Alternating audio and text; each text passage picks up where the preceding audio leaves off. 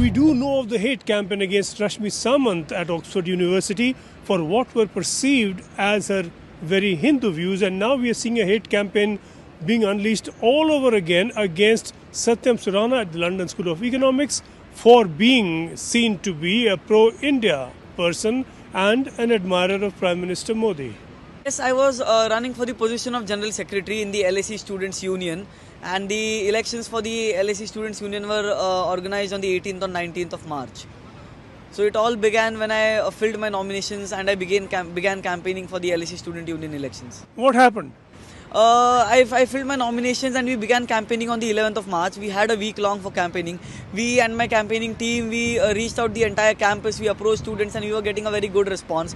On the around 15th of March, we observed that some of my posters have been defaced. There were big cross marks on my face and content like anyone but Satyam was written. It was at that point that we realized that I was being targeted individually due to some unknown reasons, and I was being a subject to hate crime. It was just a day before elections, around 12 hours before the voting started, that is on 17th of March, that random messages was spread across all LSE groups which were full of hatred for me and which were full of hatred for India as well. What is it they were targeting you for? What had you done or said?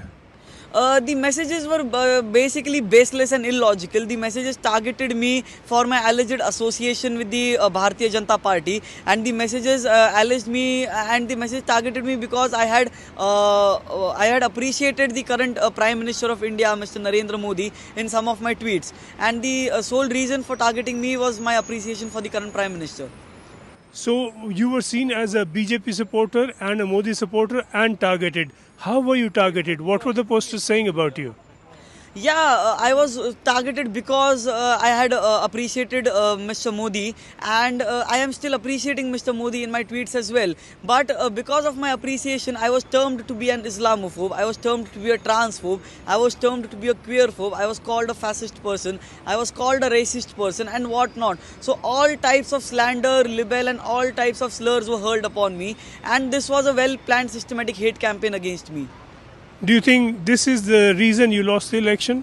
I definitely think because these messages were circulated just 12 hours before voting and we had lost all the goodwill that we had earned in our campaigning week. Are you doing anything about this now? Yeah, I am definitely pursuing this topic with the Ministry of Home Affairs and the Ministry of External Affairs with the Government of India. The messages that were circulated to oppose me were not only targeting me individually, but the messages as a larger picture, they targeted the unity and sovereignty of the Indian Republic. The messages contained terms like Indian government is occupying Kashmir with Israeli drones. The BJP is the party which is bombing central India. BJP is a fascist party. Prime Minister Modi is a fascist person. And the messages had extremely seditious and contemptuous content against me as well as the current incumbent Indian government. So I am definitely pursuing this with the Minister of Home Affairs, and for that purpose I have written an email today to the Home Minister and to the External Affairs Minister to initiate an NIA inquiry in this matter. Who do you think was behind this? I would have definitely been able to figure out if there was one person behind this, but what I believe that this was a very planned and organized systematic campaign by a well-organized syndicate. What was the syndicate? So the syndicate was not of one person. The syndicate was persons who were opposing BJP, which is anti-BJP people. The syndicate was persons who were opposing India, which is anti-India people. The syndicate was of extremist, separatist elements. The syndicate was of people who wanted a separate Kashmir. The syndicate was of people who are opposing the right-wing ideology, because the messages began with right-wing's union out of LSE. So we definitely think that these the left-wing organizations are a part of the syndicate as well. So this is a well-organized syndicate of all sorts of people who are carrying their hatred against the Indian government and against the BJP and against Prime Minister Modi as well. You mentioned left wing. Do you think it included also Pakistanis and Khalistanis? I am not sure whether who all are part of the syndicate, but the messages definitely addressed the issue of a separate Kashmir and targeted me for speaking against Khalistan as well. So we cannot negate the possibility that people from this line of thought also can be a part of the syndicate. The campaigning week, I along with my campaigning team went around the entire campus. So LSE campus is a big, LSE has more than 13,000 students. And we made it a point that we need to reach out to as many students as possible in all the different departments, like be it the smallest department or be it the biggest department of law, management or anything. and we were just going around interacting with people and explaining our policy. I had a very well written, a well drafted, and a concrete manifesto in place, which was not at all political. That manifesto was solely focused on how things need improvement at LSE, how we need a centralized grievance redressal portal at LSE, how smallest things like having international sockets for the international students at LSE, having subsidized food on campus. So the manifesto was nowhere political. This entire campaign was nowhere political, not left wing, right wing. There was no. I was merely campaigning based on the visionary manifesto that I had made, and we were just reaching out to people. We were having classroom shoutouts, lecture hall shoutouts. We were campaigning rigorously on social media, on Instagram, and people were coming out in our support. Yeah, that we will vote for you. People were committing that yes, when the voting day starts, to send us an email with the voting link when it goes live, and we will vote for you. People are putting on stories. Some of the societies at LSE, like the Family Law Society, they came out in active endorsement for me that yeah, we endorse this candidate for the position of General Secretary. So every candidate got their set of endorsement and support. But out of all these three candidates, it was particularly me who was targeted by some elements, and randomly, I don't like.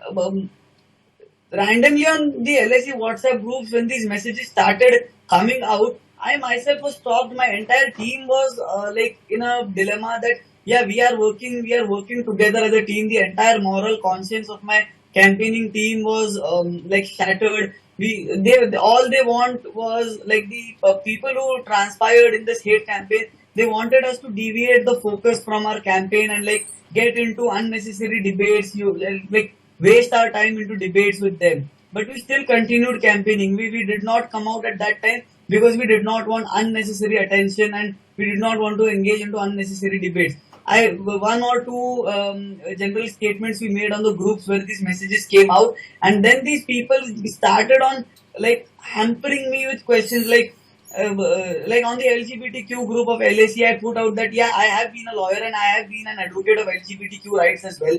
And none of my tweets that you screenshotted and put on the group, none of the tweets, they put 4 of my tweets in there. In one tweet, I have addressed the issue of Hindus and Sikhs living together in context of the Khalistani movement. So what happened was somewhere around early October, I was in the news because I picked up the national flag from the Indian High Commission amongst the Khalistani protesters. And I was blessed. I was lucky to get some media coverage around that time, and I was interviewed by national media channel. Even ANI interviewed me. ANI covered that news as well. So snippets from that news was put out that yeah, this person speaks against the protesters who are protesting against the anti-fascist government in India, and this person is the person who calls the Khalistanis as terrorists. So that is my country, right? I will always be an advocate for my country, and whatever I put on my Twitter, like how is Indian politics relevant in an student union election in the UK, right? So my views, my endorsement to the Indian government, to my government back in my country is entirely my personal matter. So these people are doxing my social media accounts and putting another photograph of me with the Deputy Chief Minister of Maharashtra, Devendra Fadnavis, was circulated because when I landed in Mumbai for a short break, I had come to spend New Year's with my family back in December. So Devendra Fadnavis ji invited me to his residence and like just to facilitate me and to appreciate me for the act that I did in London of picking up the national flag. So that was an innocent act from my side. And these photographs were circulated, and I was linked to be a part of the BJP, of the fascist government. I was termed to be a Nazi nationalist person and boycott Satyam, right wing, out of campus. So this is, see, when the message heading was circulated as right wing, out of campus, that means that this campaign was dictated or planned by the left wing organizations, whosoever it may be.